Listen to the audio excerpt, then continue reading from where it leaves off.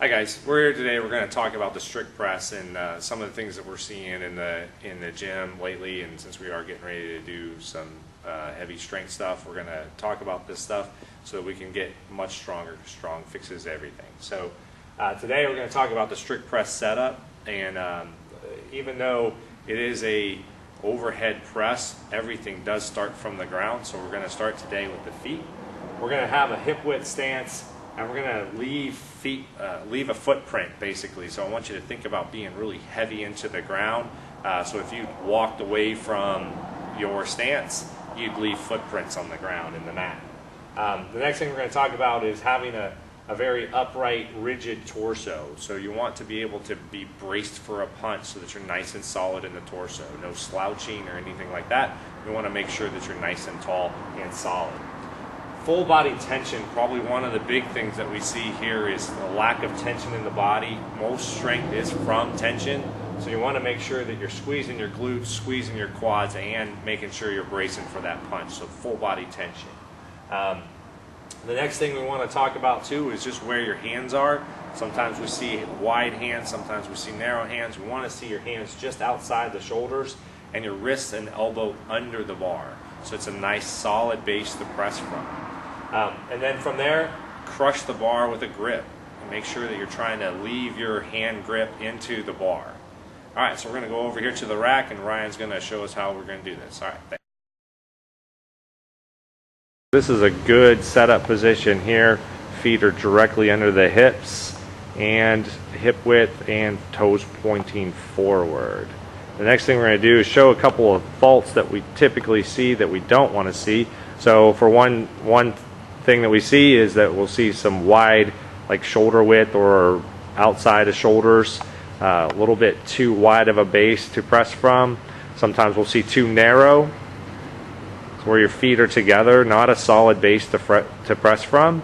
And then sometimes we'll see a staggered type of stance as well. So what we want to see is hip width, toes pointing forward, directly under the hips. Okay, so continuing on with this setup, here we are with the bar in our hands. Notice that we've got a good rigid torso here. The abs are tight, the chest is up, and the joints are stacked. So sometimes what we'll see is a little bit of a disconnected ab where the butt's way out behind and the chest is starting to lean forward and a severe curvature in the back.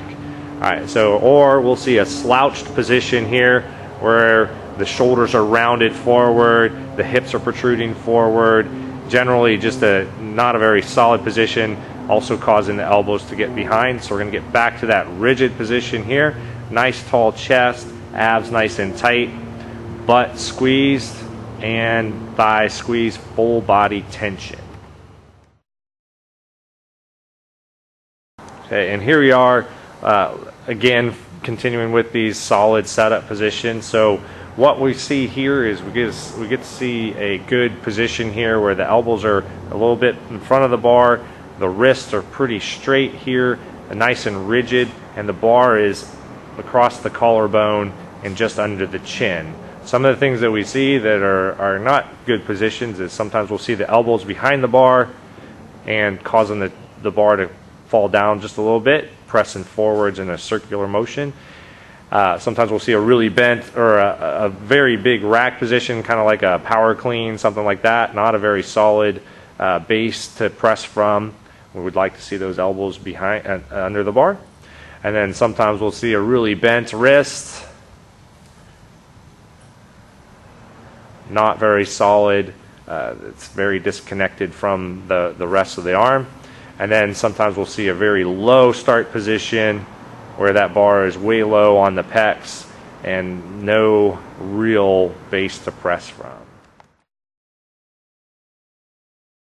Okay, and lastly, as we're taking the bar out of the rack, Ryan's getting his hands centered onto the bar, typically about a thumb length off the knurling or the smooth part of the knurling. He's getting underneath the bar, getting his body underneath. He's got a staggered step. He gets out, and just before he gets to press, he is going to crush grip the bar. So he's going to try to leave handprints in the bar as he gets ready to press.